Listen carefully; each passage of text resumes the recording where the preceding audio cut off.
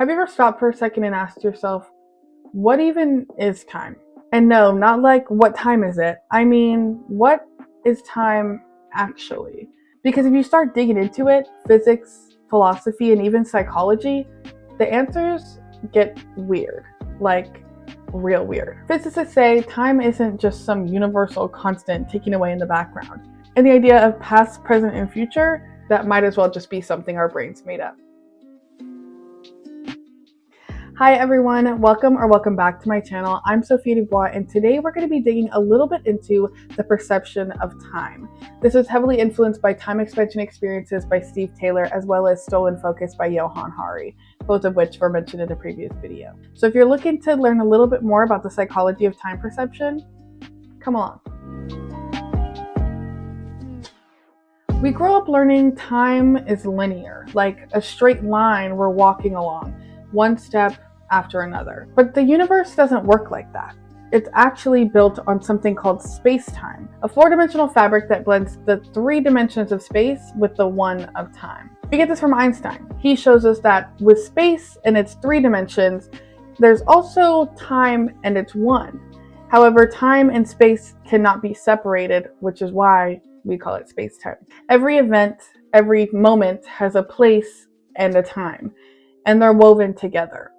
When something heavy, like a planet, bends space, it also bends time too. So depending where you are in the universe or how fast you're moving, time literally flows differently for you. There isn't one shared now that everyone experiences. There's no cosmic group chat where the universe says, okay everyone, 3 p.m. Even that would take time to translate from one device to another. That kind of common present doesn't exist. You can kind of think of this as each of us having our own time zones. In this sense, time is relative to what or who is observing it.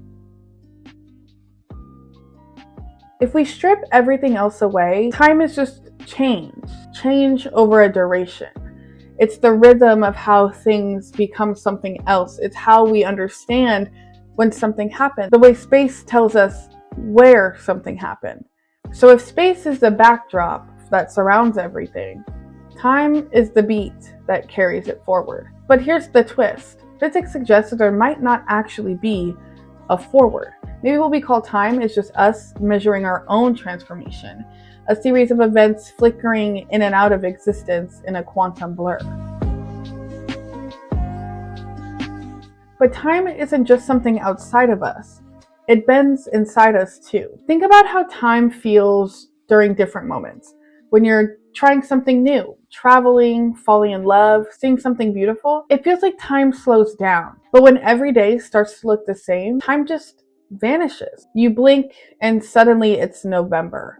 That's because your brain measures time through change. Time expansion experiences by Steve Taylor does a wonderful job of breaking down this concept. More new experiences equals slower time. More repetition equals faster time. Even physics agree. Time actually moves slower, closer to Earth's core, and faster the higher you go. So in a very real sense, your time depends on where you are. If you want to feel like you have more of it, step out of autopilot. Take a new route. Meet new people. Do things that make you present. Because time expands in the moments you truly inhabit. Aristotle believed that if there is nothing, there is no space, because space is just what surrounds something. But Newton disagreed. He thought space could exist even if it was completely empty. Fast forward to modern physics and we get something even stranger. Space and time are part of a field, a living, breathing web of energy that is reality itself. And now we have two competing ideas about what's real. Presentism, only the present moment exists. The past is gone, the future hasn't happened yet. And eternalism. The flow of time is an illusion. Past, present, and future are all equally real, like pages in a book that's already written. And if eternalism ends up being true, the universe isn't moving through time, it is time. We're not watching the story unfold. We're inside of the story, experiencing one scene at a time. Here's where things get even more personal, because whether we understand time or not, we can feel it slipping away. And in our world today, time is the currency. Social media companies are literally designing their algorithms to keep you scrolling. Every swipe, every like, every ding, that's another moment of your attention being sold. We've become full-time employees for Google, Meta, and TikTok for free. We're not getting paid for this. In his book, Stolen Focus, Johann Hari said something that really resonated with me. Our collapsing ability to pay attention isn't a personal failing. This is being done to us. You live in a system that's pouring acid on your attention every day and then telling you to blame yourself. When you lose focus, you lose control over your time. When you lose control over your time, you lose control over your life. So what does that mean for us? Maybe time isn't this thing we pass through. Maybe we are part of it, like waves in an infinite ocean. A wave isn't separate from the ocean, it is the ocean, even just for a moment. That's you, that's me, that's everything. You are the infinite, expressed in a limited form. So you don't own time, you are time. So maybe the goal isn't to manage time or to save it. Maybe the goal is to feel it, to live in a way where every moment is actually lived.